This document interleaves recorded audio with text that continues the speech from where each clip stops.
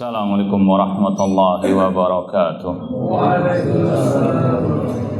Innal hamdalillah nahmaduhu wa nasta'inuhu wa nastaghfiruh wa na'udzu billahi min syururi anfusina wa min sayyiati a'malina.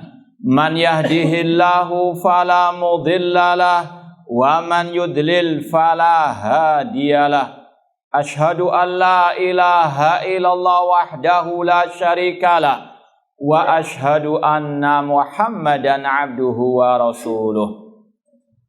Ya ayyuhalladzina amanu taqullaha haqqa tuqatih wa la tamutunna illa wa antum muslimun.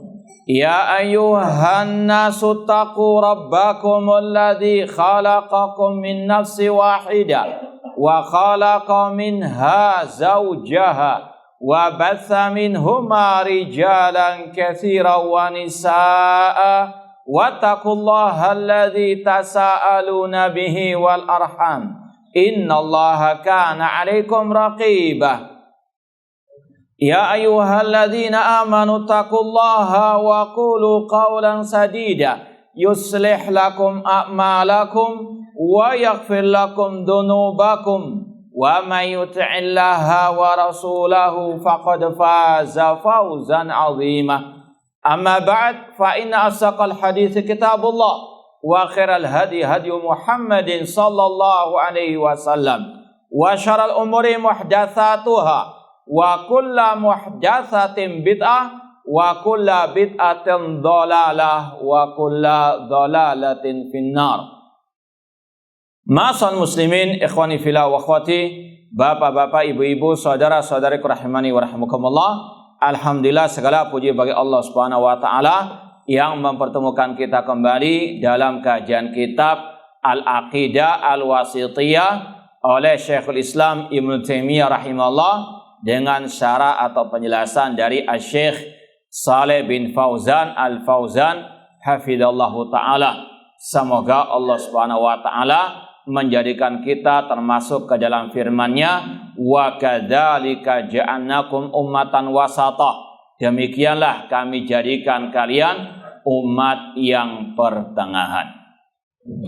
Kita langsung baca bab yang baru, nafyus syariki anillahi ta'ala, meniadakan sekutu bagi Allah Subhanahu wa taala. Bab ini masih ada kaitan dengan bab sebelumnya tentang nafyu al-misli anhu, menafikan yang serupa dengan Allah, atau yang mungkin antum masih ingat, semoga tetap masih ingat terus, yaitu tentang sifat yang salbiyah, manfiyah, yang ditiadakan dari Allah. Masih ingat? Nah, sifat apa? Salbiyah, sifat yang ditiadakan dari Allah. Secara asal, ini pertanyaannya, secara asal di dalam Al-Quran, sifat yang salbiyah yang ditiadakan disebutkan secara apa? Global. Kecuali kalau ada tujuan tertentu, ada perinciannya. Itu yang dibahas di bab ini. Nafyu syarik anillah, wajib meniadakan sekutu bagi Allah Subhanahu wa taala. Sebagaimana biasanya Syekhul Islam Ibnu Taimiyah rahimahullah membawakan dalil-dalil dari ayat-ayat Al-Qur'an. Di sini ada 6 ayat. Kita baca satu persatu dan penjelasannya. Allah berfirman, wa qulil hamdulillahilladzi lam yattakhidh waladan wa lam yakun lahu syarikun fil mulki wa lam yakun lahu waliyun minadh-dhulli wa kabbirhu takbira. Surat Al-Isra ayat 111, yang artinya, dan katakanlah wahai Nabi Muhammad, segala puji bagi Allah yang Dia tidak memiliki anak, yang Dia tidak memiliki sekutu dalam kekuasaannya, dan Dia tidak memiliki wali karena kerendahan atau kehinaan, dan bertakbirlah kepada Allah dengan sebenar-benarnya. Biar nggak ngantuk kita tanya. Wakul, dan katakanlah. Ada faedah dari kata-kata kul yang berkaitan dengan tauhid asma wa sifat. Apa itu? Sifat apa? Apa maksudnya? Sifat yaitu Al-Quran kalamullah. Itu lebih tepatnya. Paham? Jadi Al-Quran kalamullah, bukan kalam Nabi. Ini sudah kita bahas di awal kitab, terutama pada pembahasan surat Al-Ikhlas. Qul huwallahu ahad. Setiap kata-kata kul, katakan wahai Nabi Muhammad. Artinya Al-Quran bukan ucapan Nabi Muhammad. Karena Nabi Muhammad hanya menyampaikan saja. Al-Quran kalamullah. Dan ini akan juga ditegaskan di akhir bab ini. Kul itu ada faedah. Al-Quran kalamullah, bukan kalam Nabi. Maka sesat bahkan kufur yang mengatakan Al-Quran kalamun Nabi. Atau kalau membaca Al-Quran mengatakan qala Nabi fil Quranil Karim. Ini sekali lagi adalah ucapan dan orang-orang kelompok yang sesat, bahkan bisa sampai mengeluarkannya dari al-Islam. Ini kata-kata kul. Kemudian wakul, katakan Nabi Muhammad alhamdulillah. Apa arti alhamdu? Terjemahannya kalau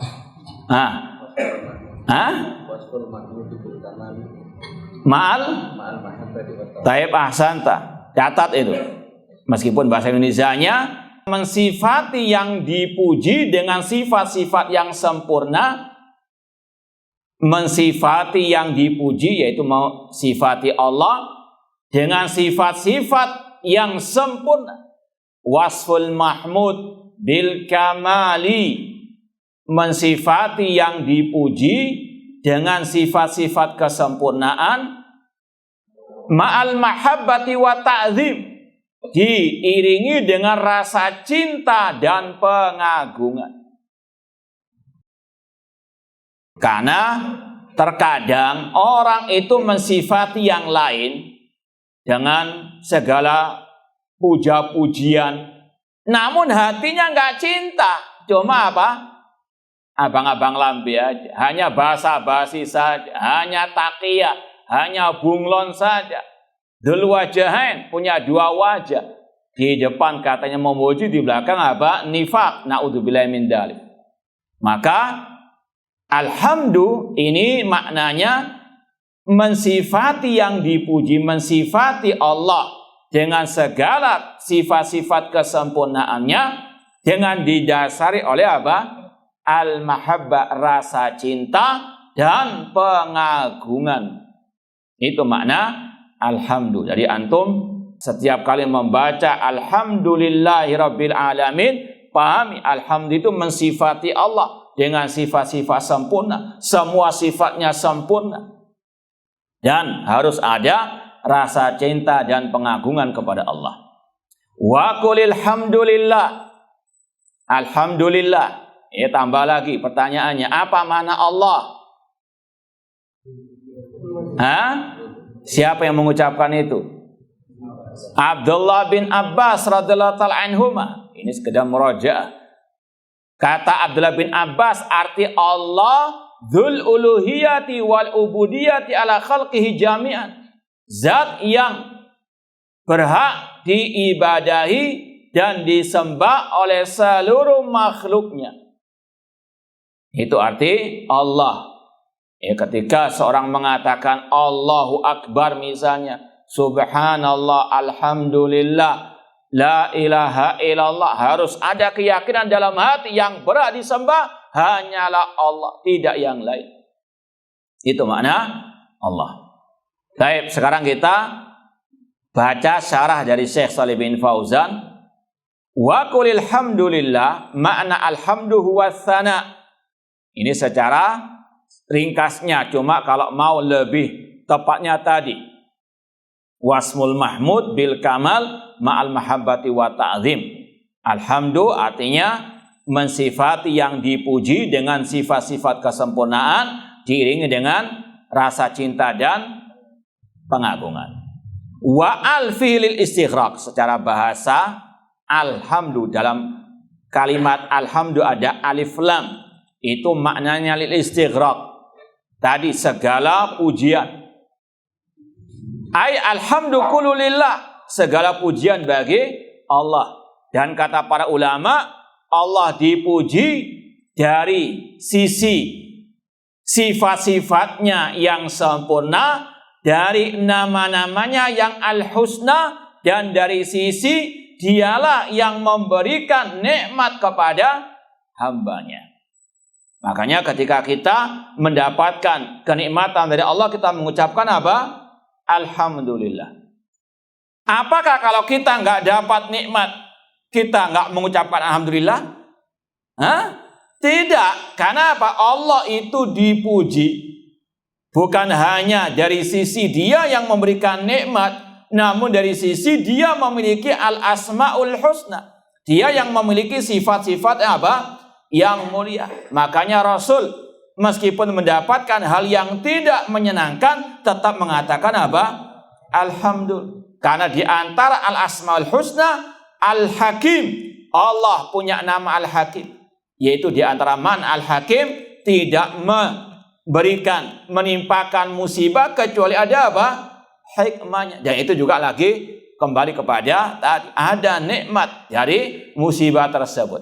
Artinya Allah yuhmad bi asma'i wa sifatihi wa bi na'maihi. Kata para ulama, Allah dipuji dari sisi dia yang memiliki al-asmaul husna, dia memiliki sifat-sifat yang sempurna, dan dikarenakan nikmat-nikmatnya yang dicurahkan kepada hamba-hambanya. Makanya alhamdulillah kullu lillah, pujian semuanya untuk Allah Subhanahu wa taala. Alladzi lam yattakhid walada, dia tidak memiliki anak, seperti dalam surat Al-Ikhlas, lam yalid wa lam yulad. Laisa lahu waladun kama taqulul yahud wan nasara wa ba'du musyrikil Arab. Allah tidak memiliki anak. Di sini waladun bisa mencakup laki atau perempuan. Allah enggak punya anak laki ataupun perempuan seperti yang dituduhkan oleh orang-orang Yahudi, orang-orang Nasara, dan sebagian dari musyrikin al-Arab. Orang Yahudi mengatakan Uzair anaknya Allah. Orang Nasara mengatakan Al-Masih ibnullah. Sebagian kaum musyrikin mengatakan Al-Malaika banatullah. Malaikat adalah anak-anak perempuannya Allah. Na'udzubillahi min dzalik. Maka Allah bantah dalam banyak ayat Al-Quran, di antaranya dalam surat ini, Al-Isra 111. Dan ini dalam pembahasan kita yang lalu berkaitan dengan sifat apa ini? Yang tadi kita murajaah tadi. Sifat apa ini? Manfi atau salbiyah yang ditiadakan dari Allah Subhanahu wa taala. Ini secara terperinci atau secara global? Terperinci. Kenapa kok secara terperinci? Karena tadi ada tujuannya membantah orang-orang kafir dan orang-orang musyrikin yang menuduh Allah punya anak. Ya, secara asal metode Al-Quran menafikan sifat-sifat yang tidak layak bagi Allah itu secara global. Allah lam yalid, Allah walam yakul lahu kufuwan ahad, laisa kamitslihi syai'un, hal ta'lamu lahu samia. Allah enggak serupa dengan makhluknya.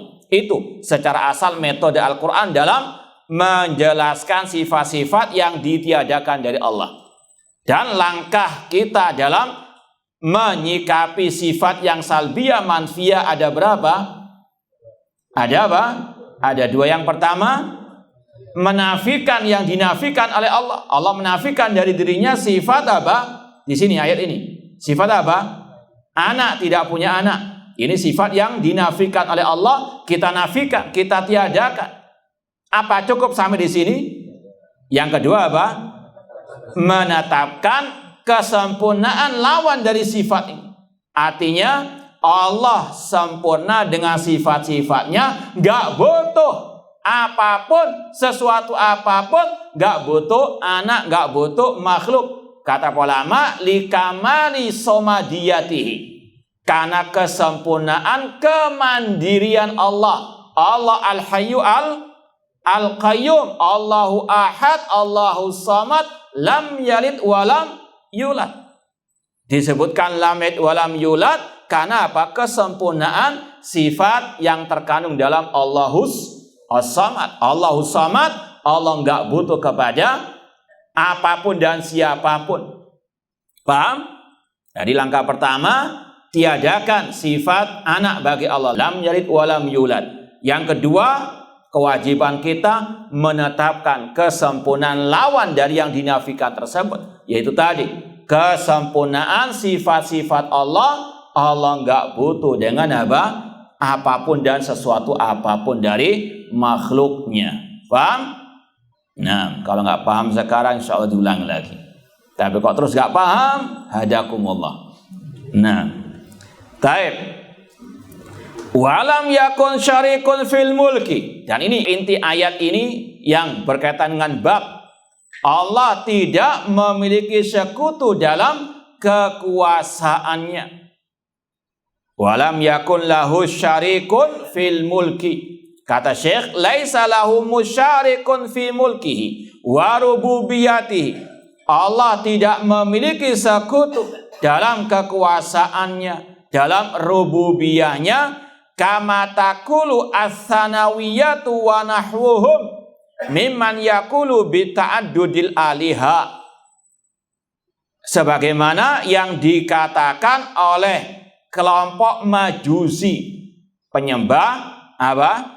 Api, yang mereka meyakini di alam semesta ini ada dua Tuhan. Tuhan cahaya dan Tuhan apa? Ya, Tuhan kegelapan. Tuhan cahaya alias Tuhan kebaikan, Tuhan kegelapan, Tuhan apa? Kejelekan. Ini kelompok Al-Majus. Di antara sektenya namanya As-Sanawiyah. Bukan madrasah Sanawiyah ya. Ya. Sanawiyah dari kata-kata isnain, dua. Yaitu apa? Meyakini adanya dua Tuhan tadi. Maka Allah membantah mereka. Allah lam yakun lahu syarikun fil mulki. Allah tidak punya sekutu dalam kekuasaannya. Yang menciptakan alam semesta hanya Allah, yang mengatur alam semesta hanya Allah, yang menguasai alam semesta hanya Allah saja, la syarikalah. Bahkan orang musyrikin jahiliyah, musyrikin Arab, mereka meyakini akan hal ini, bahwasanya tidak ada apa? Sekutu bagi Allah Subhanahu wa taala dalam penciptaan pengaturan alam semesta ini. Allah berfirman tentang ucapan mereka, wala in sa'altahum man khalaqas samawati wal arda la yaquluna Allah. Jika engkau Nabi Muhammad bertanya kepada orang musyrikin jahiliyah, siapa yang menciptakan langit dan bumi, serentak mereka menjawab Allah. Bahkan ketika mereka ditanya, siapa yang mengatur alam semesta, saya yaquluna Allah, Allah yang mengatur semuanya. Paham? Maka sekali lagi ini yang disampaikan oleh Allah Subhanahu wa taala untuk membantah kelompok yang meyakini adanya dua penguasa atau dua pengatur alam semesta di dunia ini. Di antaranya kelompok tadi As-Sanawiyah, kelompok dari Majusi. Laisa lahu musyarikun fi mulkihi. Tidak ada sekutu bagi Allah dalam kekuasaannya.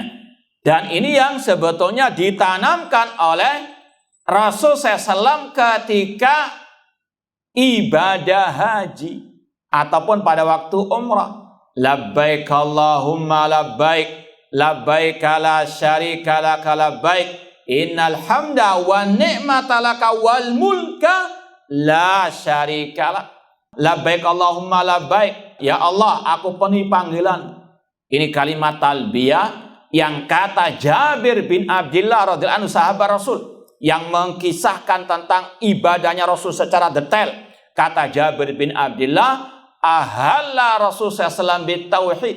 Rasul dahulu memulai hajinya dengan tauhid. Yaitu apa? Ucapan talbiyah tadi. Labbaik Allahumma labbaik ya Allah aku penuhi panggilanmu, labbaik Allahumma labbaik ya Allah aku penuhi panggilanmu. Innal hamda segala puji, wa ni'mah segala kenikmatan laka milikmu ya Allah, wal mulka demikian pula segala apa?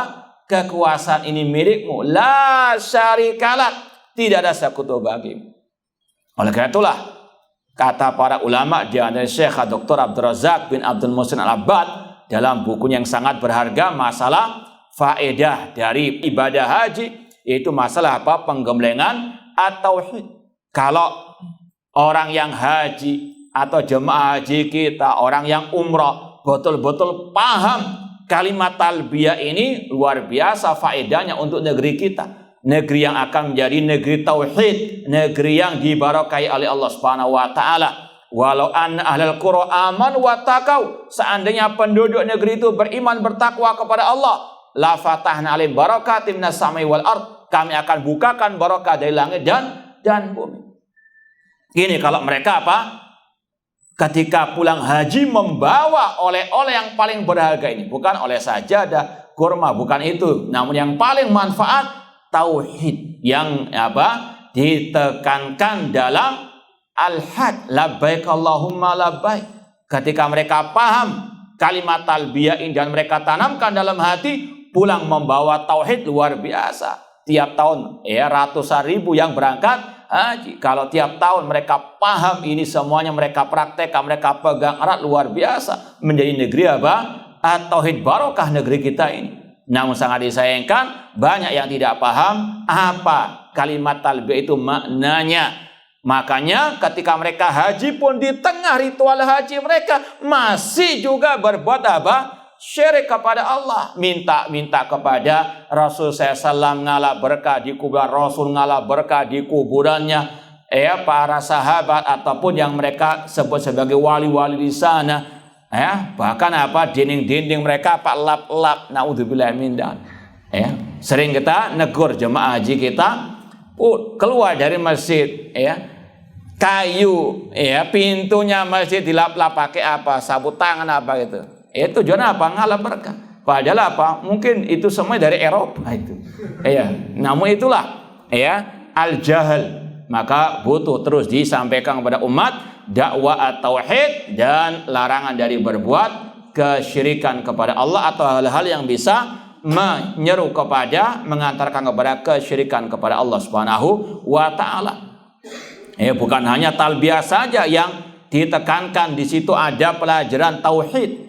Demikian pula ketika orang itu tawaf di Ka'bah, dia apa? Diperintahkan untuk apa? Ittiba'us sunnah, memutari Ka'bah 7 kali putaran, bukan menyembah Ka'bah. Sebagaimana kata Umar bin Khattab radhiyallahu anhu ketika mencium Hajar Aswad, inni la a'lam annaka hajar la tanfa wa la tadur.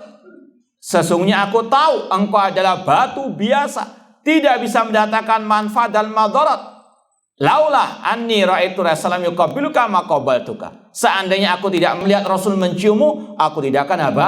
Mencium. Ini pelajaran tauhid, bahwasanya Ka'bah, Hajar Aswad ini makhluk tidak boleh disembah. Yang kita sembah hanyalah Allah Subhanahu wa taala, namun itu semuanya ritual untuk mengikuti ajaran apa? Ittiba'us sunnah. Itu pelajaran 2 kalimat syahadat dari Al-Khalifat Rasyid Umar bin Khattab radhiyallahu anhu. Ditambah lagi ketika orang itu selesai tawaf, salat 2 rakaat tawaf, digembleng, setelah Al-Fatihah membaca Al-Kafirun, setelah Al-Fatihah rakaat kedua Al-Ikhlas, tarbiyah kalimat apa? Surat 2 Al-Ikhlas, qul ya al-kafirun qul huwallahu ahad. Kalau paham betul luar biasa.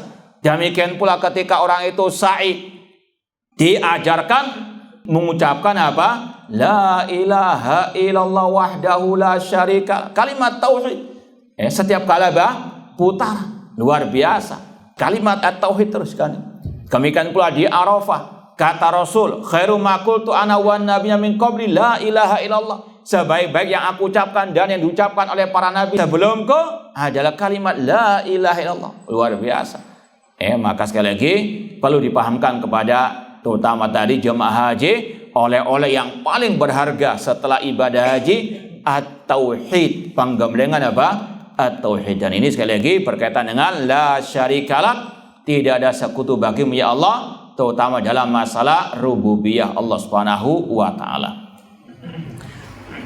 Walam yakun lahu syarikun fil mulki, ay laisa lahu musyarik fi mulkihi. Ini sebetulnya tadi sudah kita sampaikan, intinya yaitu nafyus syarik, meniadakan hal yang tidak layak bagi Allah, yaitu apa? Sekutu bagi Allah Subhanahu wa taala. Dan ini termasuk nafyun mujmal, penafian secara apa? Global. Allah enggak punya apa? Sekutu. Nah, walam yakul lahu waliyun minal dzul, Allah tidak punya wali karena apa? Kerendahan ataupun kehinaan. Ai laisa bidzalil, Allah bukan hina. Ya fayahtad ila an yakuna lahu waliyun aw wazirun aw musyir. Kalau dikatakan Allah dzalil, maka dia butuh wali penolong, wazir, menteri ataupun penasehat. Namun Allah Al-Ahad, Allahu Samad, Allah Al-Hayyu Al-Qayyum, Allah enggak butuh dengan apa? Waliyun minadz-dzul. Kata para ulama, kan kita sering mendengar istilah apa? Waliullah. Kok di sini dinafikan? Ada yang bisa menjawab? Bismillah. Paham pertanyaannya? Hah? Kan di dalam ayat ini dikatakan Allah tidak memiliki wali minadz-dzul. Tapi dalam ayat lain Allah mengatakan ala inna auliya Allah, ketahuilah sesungguhnya wali-wali Allah. Secara sepintas kayaknya ada apa? Secara sepintas. Betul enggak ada kontradiksi? Hah? Apakah ada mencela-mencela dalam Al-Quran? Enggak ada. Kalau ada yang mengatakan ada yang mencela-mencela, kufur itu. Ucapan yang kufur akbar, naudzubillah min dzalik. Harus taubatan nasuha. Paham? Sekarang bagaimana cara menjamakkannya? Ayat ini menafikan adanya wali. Dalam ayat yang lain Allah menetapkan dirinya punya wali. Allahu waliyul ladzina amanu. Nah, ada yang bisa menjawab? Tidak ada. Gak ada yang tahu atau pura-pura gak tahu? Taib. Sebetulnya jawabannya ada tadi dalam ayat ini sendiri. Ayat ini menyatakan Allah tidak punya wali karena kebutuhannya kepada wali apa? Tersebut. Karena minadzul, bukan karena kehinaan Allah dia butuh apa? Wali. Paham? Naam, Allah punya wali, namun bukan berarti Allah butuh kepada apa? Wali. Paham? Ini maksudnya. Yang dinafikan oleh Allah adalah apa? Wali karena kebutuhannya kepada wali tersebut. Ini yang Allah apa? Yang Allah apa? Nafikan. Tapi Allah menetapkan dirinya punya wali-wali, namun bukan karena kebutuhannya kepada apa? Wali tersebut. Justru wali yang butuh kepada apa? Allah Subhanahu wa taala. Paham? Jadi yang dinafikan itu wali secara mutlak atau bagaimana? Man yujib?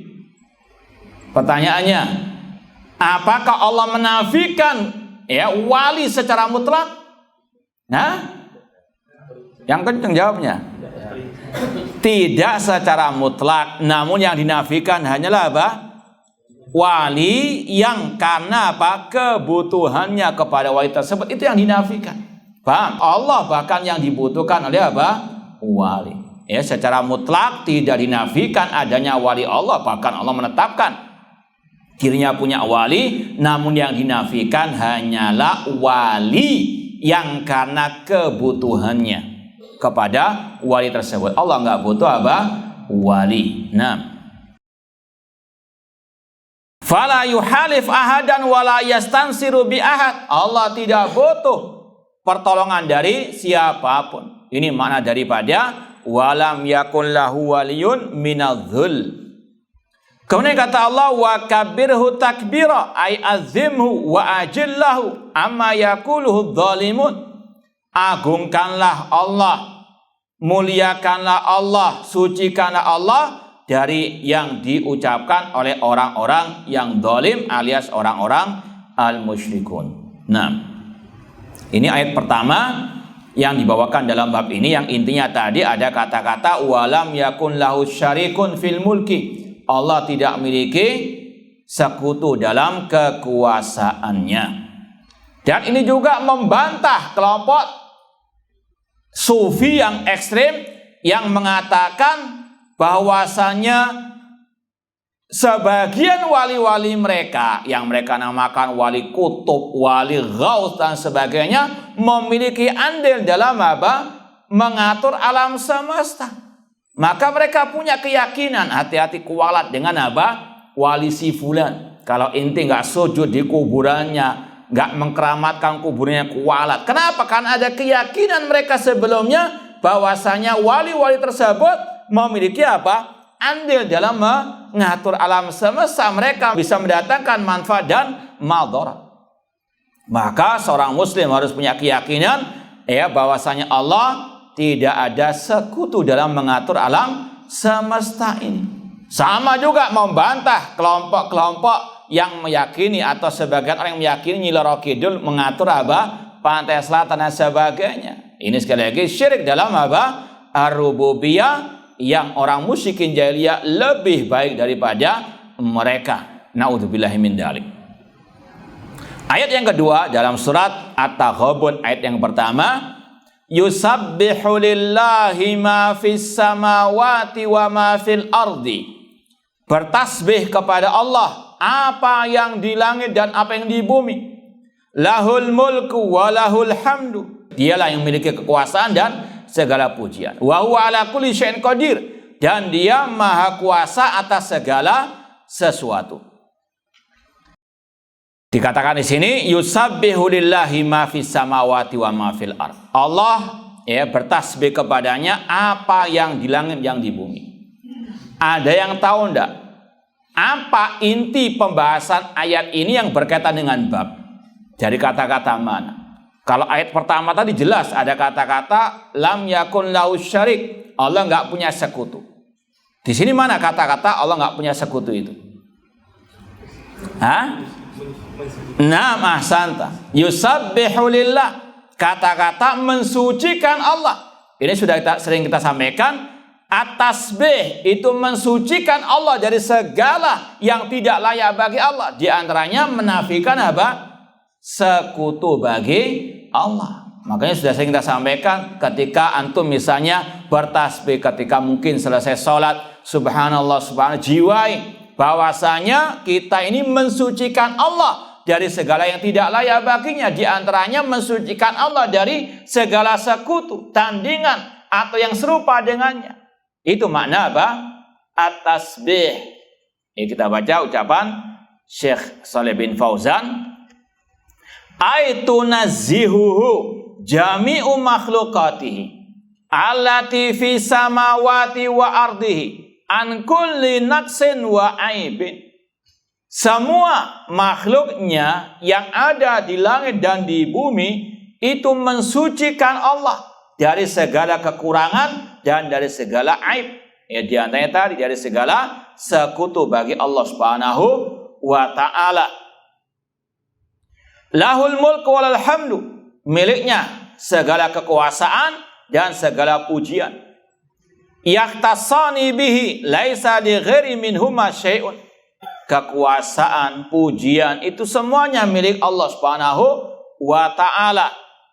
Adapun kalau makhluk dia punya kekuasaan, itu pun dari Allah Subhanahu wa taala. Tu'til mulka man tasya wa tanzil mulka mimman tasya. Namun kekuasaan yang hakiki di tangan Allah Subhanahu wa taala. Antum misalnya punya kendaraan, punya rumah. Iya, ya SHM-nya punya antum. Namun pada hakikatnya itu milik Allah Subhanahu wa taala. Di antara buktinya apa? Antum enggak boleh berbuat seenaknya kepada apa? Barang milik antum tersebut. Boleh enggak antum apa? Tiba-tiba bakar rumah itu. Enggak ada apa? Ya, enggak ada hikmah apapun. Iseng bakar rumah misalnya. Hah? Boleh enggak? Kenapa enggak boleh? Wala tubadzir tabdzira. Ini bukti apa? Yang memiliki semuanya adalah siapa? Allah. Makanya antum nggak boleh asal-asalan apa? Berbuat terhadap meskipun barang itu pakai nama antum. Karena itu apa? Milkiyah yang semu. Kepemilikan yang apa? Semu. Inna lillahi wa inna ilaihi raji'un. Semua milik Allah Subhanahu wa ta'ala. Kemudian kata beliau, yahtasani bi laisa li ghairi minhuma syai'. Wa ma kana li ibadi minal milkiyah fa huwa min ata'i. Demikian pula apa yang kita miliki dari harta semuanya ini pemberian dari Allah. Suatu saat Allah akan apa? Ambil. Innalillahi wa inna ilaihi rajiun. Maka ini makna lahul mulk, semua kekuasaan, kepemilikan hakikatnya milik Allah Subhanahu wa ta'ala. Wa huwa ala kulli syai'in qadir, dan Allah Maha Kuasa atas segala sesuatu. Ai la yu'jizuhu syai', tidak ada yang bisa melemahkan Allah Subhanahu wa ta'ala. Lanjut ayat yang ketiga. Allah berfirman, tabarakalladzi nazzalal furqana ala 'abdihi liyakuna lil 'alamina nadhira. Maha agung Allah yang menurunkan Al-Qur'an, yang membedakan antara hak dengan yang batil atas hambanya, agar dia Nabi Muhammad menjadi pemberi peringatan kepada alam semesta. Alladzi lahu mulkus samawati wal ard, yang memiliki kekuasaan di langit maupun di bumi. Walam yattakhid waladan, yang dia tidak memiliki anak. Walam yakun lahu syarikun fil mulki, yang dia tidak memiliki sekutu dalam kekuasaannya. Wa khalaqa kulla syai', dia yang menciptakan segala sesuatu. Faqaddarahu taqdira, dan dia yang mentakdirkannya. Surat Al-Furqan ayat pertama dan kedua. Sudah kita bahas pada kesempatan yang lalu arti tabaraka dari kata-kata al-barakah. Al-barakah dari Allah, dan sifat tabarak ini hanya khusus bagi Allah. Karena sekali lagi al-barakah dari Allah Subhanahu wa ta'ala. Tabaraka filul madin ma'khudun minal barakah wahyan nama wa ziyada al-mustaqira al-thabita ad-daimah. Sudah kita pernah bahas secara ringkas. Al-barakah artinya ziyadatul khair, tambahan kebaikan. Dan sekali lagi barakah dari Allah Subhanahu wa ta'ala. Ini sudah kita sampaikan beberapa perinciannya juga. Silakan didengarkan lagi rekaman kajiannya. Kemudian kata Syekh, wa hadhil lafdhala tusta'mal illa lillahi subhanahu. Kata-kata tabaraka ini hanya khusus bagi Allah. Tabarakallah. Enggak boleh tabaraka Muhammad, enggak boleh tabaraka si fulan. Tabaraka maha tinggi, maha agung Allah. Sekali lagi hanya untuk Allah. Kata-kata tabaraka. Wala tusta'mal illa bilafdil madhi, dan hanya digunakan dengan lafaz fi'il madhi, kata kerja lampau tabaraka, bukan ya tabarok atau yang lainnya, cuma tabaraka. Makanya dalam beberapa ayat hanya apa?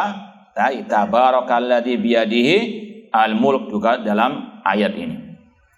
Kemudian kata Allah, alladzi nazzalal furqan, dialah Allah yang menurunkan al-furqan.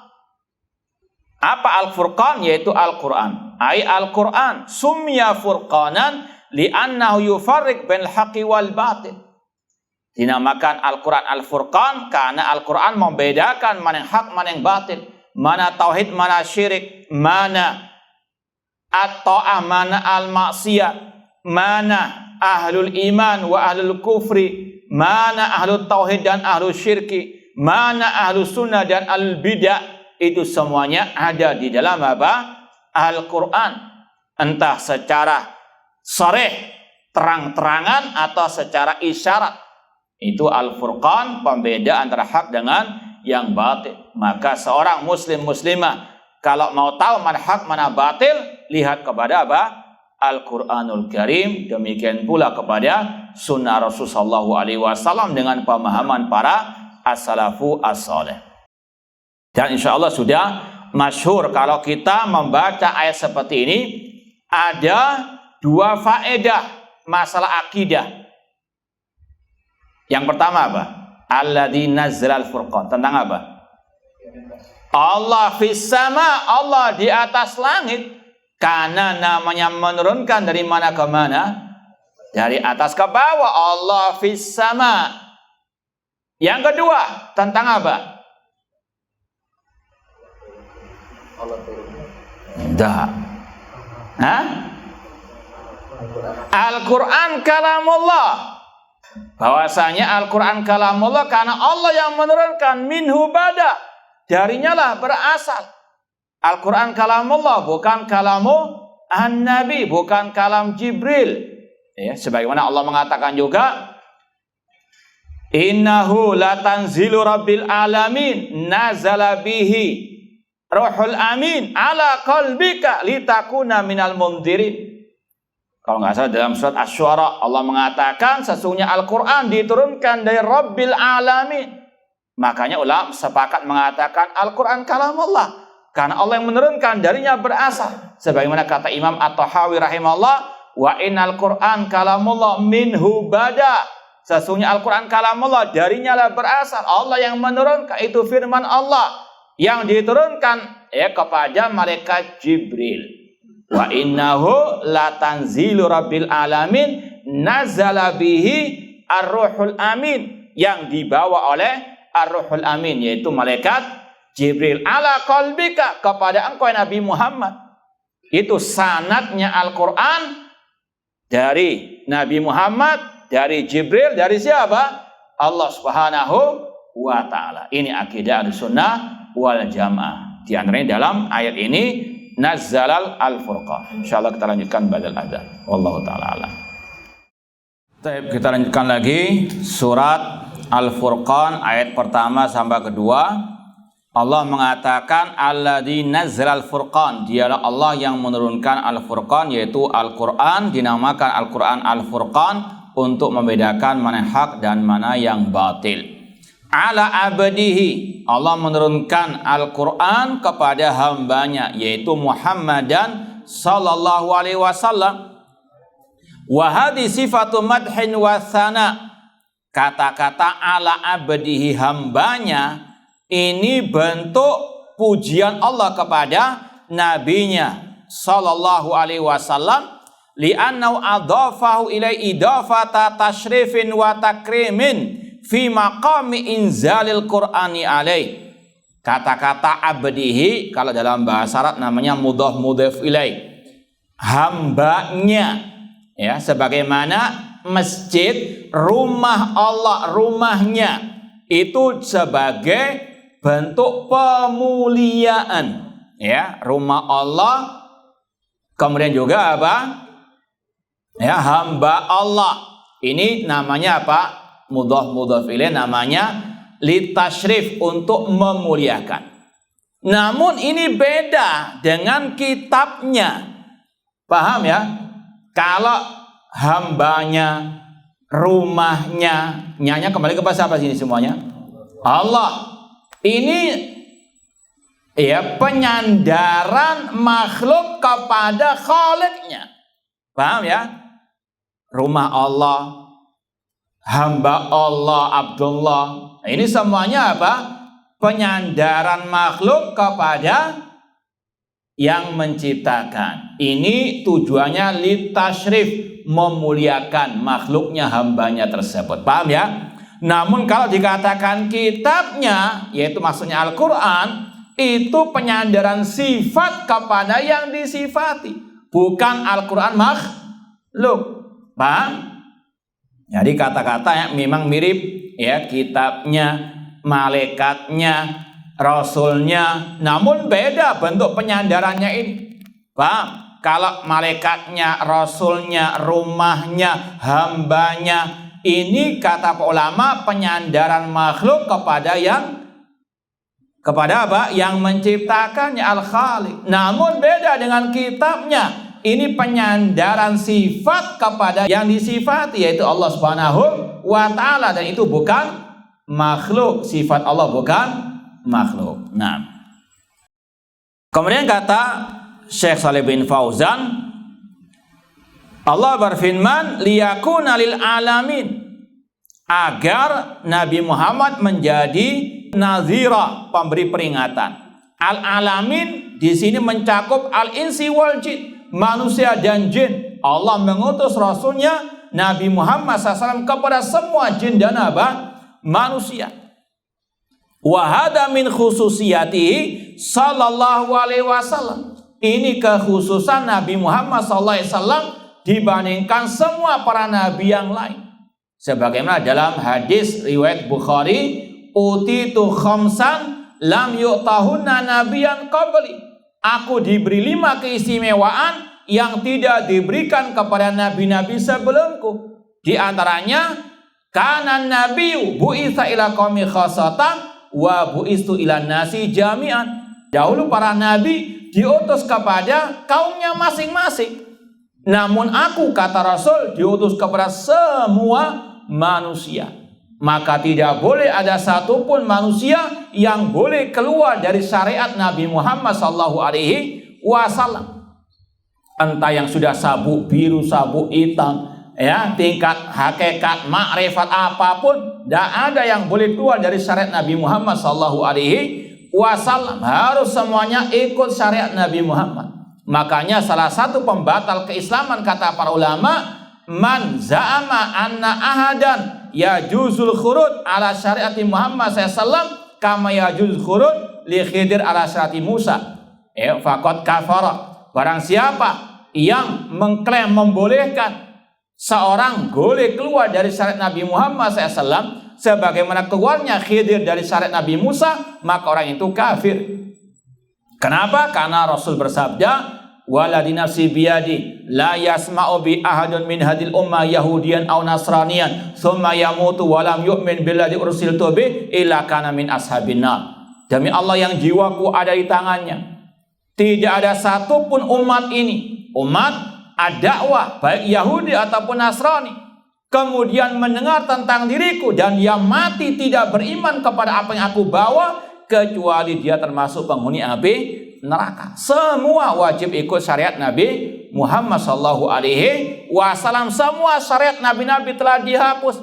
Syariat Nabi Musa, Nabi Isa, Nabi Khidir misalnya, nggak ada. Semua wajib mengikuti syariat Nabi Muhammad. Ya, jangan percaya kepada orang yang, saya tadi mimpi ditemui oleh Nabi Khidir, diajari wirid atau hizib dan demikian, baca 5.555 kali misalnya. Nah, ini semuanya apa? Dusta. Ini bisikan asyaitan. Seandainya Nabi Khidir masih hidup, wajib mengikuti syariat Nabi Muhammad. Ya, kok orang mengaku umat Nabi Muhammad ikut syariat Nabi Khidir? Ya, kemudian mengklaim, ini muridnya Nabi Khidir. Ini sekali lagi, kadzabun, mereka para dajjalun, bujuk-bujuk anak-anak santrinya, anak buahnya dengan tadi, Nabi Khidir. Seandainya Nabi Khidir masih hidup, sebagaimana kata Rasul ketika melihat Al-Khalifah Rasyid Umar bin Khattab membawa lembaran Taurat, Rasul marah seraya mengatakan, laukana Musa hayyan lama wasi'au illa itibai. Seandainya Nabi Musa masih hidup, wajib mengikutiku. Ini juga ada oknum yang sudah tersangka, alhamdulillah, qatalahullahu ala kahullah, mengatakan kepada orang-orang, pelajari Taurat, pelajari Injil. Na'udzubillah min dzalik. Ini Nabi Muhammad melihat Umar bin Khattab hanya membawa lembaran, bukan Taurat utuh loh ya. Hanya beberapa lembar saja. Rasul marah. Kok ini ada orang yang ngajari umat untuk membaca Taurat dan Injil? Na'udzubillahi min dzalik. Hati-hati dengan orang-orang yang sesat menyesatkan tersebut. Baik. Kemudian kata Syekh, ini termasuk kekhususan Rasul. Rasul itu kepada semua manusia, bahkan kepada al-jin. Semua wajib ikut syariat Nabi Muhammad SAW. Nadhira ay mundiran, ma'khudun al-indar wa huwa al-i'lam bi asbabin makhafah. Rasul diutus memberikan peringatan dari bahaya syirik, dari bahaya bid'ah, bahaya kemaksiatan dan seterusnya. Liyakuna ay ta'lilun li indal furqan alai liyakhussahu birisalah al-ama. Kemudian summa wasafa nafsahu subhana bi arba'i sifatin. Kemudian Allah mensifati dirinya dengan 4 sifat dalam ayat ini. Yang pertama, alladzi lahu mulkus samawati wal ard. Dia yang memiliki kekuasaan di langit dan di bumi. Duna ghairi, tidak ada yang lainnya. Fahuwal mutasarrif fihima wahda. Dialah yang mengatur alam semesta ini. Dia yang menciptakan, dia yang mengatur, dan dia yang menguasai. Dan itu di antara makna Rabb, ya, Rabbul Alamin. Di antara makna Rabbul Alamin, dia yang menciptakan, dia yang mengatur, dan dia yang menguasai. La syarikalah, tidak ada sekutu baginya. Sifat Allah yang kedua dalam ayat ini, walam yattakhid waladan. Allah tidak memiliki anak. Kama tas'um an-nasara wal yahud. Wa dzalika likamali ghina wa hajati kulli makhluqin ilaih. Dan ini sudah kita sampaikan di antara langkah kedua setelah menafikan Allah tidak punya anak, menetapkan kesempurnaan sifat kekayaan kemandirian Allah Subhanahu wa taala, Al-Ghani yang maha kaya. Allah nggak butuh kepada apapun, kepada sesuatu apapun dari makhluknya. Kalau Allah punya anak, berarti butuh kepada anak. Kalau Allah punya anak, nanti akan sama dengan anak. Maka Allah tiadakan itu semuanya. Dalam rangka juga tadi membantah orang Yahudi, orang-orang Nasara, orang-orang musyrikin. Sifat yang ketiga, walam yakul lahu syarikun fil mulki. Ini intinya, Allah tidak memiliki sekutu dalam kekuasaannya. Demikian pula dalam uluhiyahnya, tidak ada sekutu dalam uluhiyah Allah Subhanahu wa taala. Allahu Ahad dalam rububiyah, uluhiyah, dan asma dan sifatnya.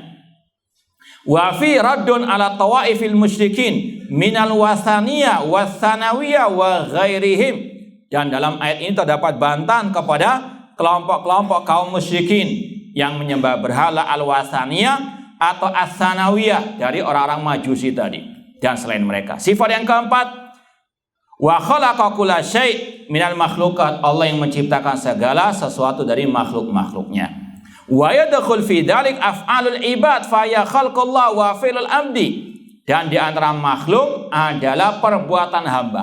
Kita duduk sekarang di sini adalah ciptaan Allah Subhanahu wa taala. Wallahu khalaqakum wa ma ta'malun. Allah yang menciptakan kalian dan perbuatan kalian. Allah yang menciptakan, kita yang melakukan.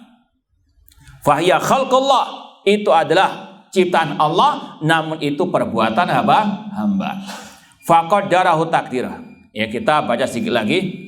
Qaddara kulla syai' mimma khalaqa minal ajal wal arzaq was sa'ada wasyaqawah. Dan Allah yang mentakdirkan semuanya, di antaranya masalah kematian, masalah rezeki, masalah bahagia dan sengsara. Wahayya kulla syai' lima yasluh lahu. Dan yang terakhir, qala Ibnu Katsir, berkata Ibnu Katsir tentang ayat ini, nazzaha nafsahu anil walad wa anil syarik. Allah mensucikan dirinya dari anak, dari sekutu. Summa akhbara anna khalaqa kulla syai'. Kemudian Allah mengabarkan dia yang menciptakan segala sesuatu. Faqaddara takdir, dan dia yang mentakdirkan segala sesuatu tersebut. Ai kullu syai' mimma siwa makhluqun marbub.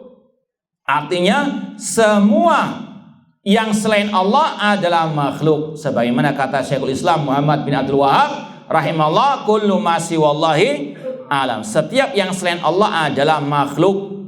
Wa huwa khaliqu kulli syai', sedangkan dia Allah pencipta segala sesuatu. Wa rabbuhu wa maliku wa ilahu. Dialah yang menciptakan, yang menguasai, dan dialah sesembahan yang hak. Ya, tauhid rububiyah mengharuskan tauhid al-uluhiyah. Wa kullu syai' tahta qahri wa tadbiri wa taskhir wa takdirihi. Dan kata Ibnu Katsir, semuanya di bawah kehendak naungan Allah Subhanahu wa taala. Semoga Allah Subhanahu wa taala menghidupkan dan mewafatkan kita di atas tauhid dan sunnah. Kurang lebihnya mohon maaf, wa jazakumullahu khairan. Aku qouli hada wa akhiru da'wana anil hamdulillahirabbil alamin. Wassalamualaikum warahmatullahi wabarakatuh.